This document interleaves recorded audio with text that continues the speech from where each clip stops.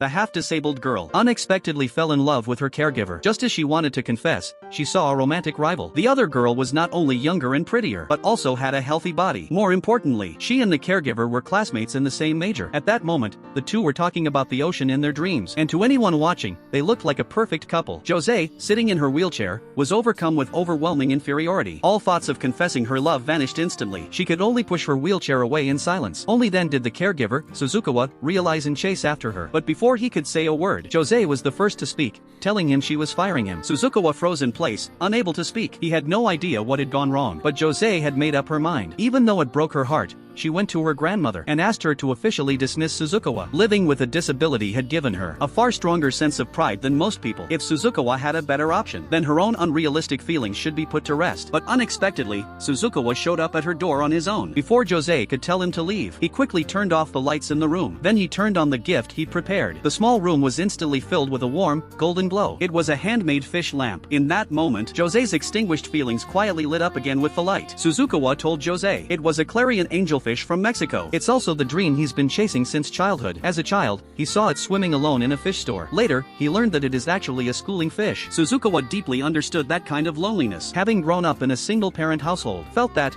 just like that fish, he longed for companionship. In the end, Suzukawa still told Jose that he was going abroad to study. He wanted to see them swimming in schools with his own eyes. For the first time, Jose said sincerely, "I hope your dreams come true." In that moment, the distance between them suddenly felt very close. An indescribable feeling hung silently in the air between them. The next day, Jose no longer tried to hide her feelings. She dressed up and fixed her hair in front of her grandmother, preparing to go out with Suzukawa. Her grandmother was shocked at first, but then broke into a relieved smile. How could she not want her granddaughter to face the world bravely? They went to the zoo. It was the first time Jose had seen a real tiger. She was a little scared, but as long as she held onto Suzukawa's arm, that fear slowly melted away. On the way back, they passed a river lined with falling leaves. Jose remembered how her father had brought her here when she was little. It was early spring back then, and cherry blossoms were falling like rain. She looked at Suzukawa with hope in her eyes and said, "Promise you'll bring me back here next spring." Suzukawa didn't respond. Instead, he slowly stopped walking. He'd been struggling with it for a long time, but in the end, he still couldn't bring himself to tell her he was leaving soon. But when they got home, they received the news that her grandmother had passed away. Her grandmother was gone forever, and Jose, left all alone, could only be pushed forward by time. After the funeral, a social worker came to visit. She asked Jose how she planned to support herself from now on. But to Jose, now that she'd lost all her family, what was the point of trying anymore? She went to the river alone to clear her head. There, she ran into two of Suzukawa's classmates. The girl, Mai, bowed deeply to her and said, "Please, let Suzukawa go."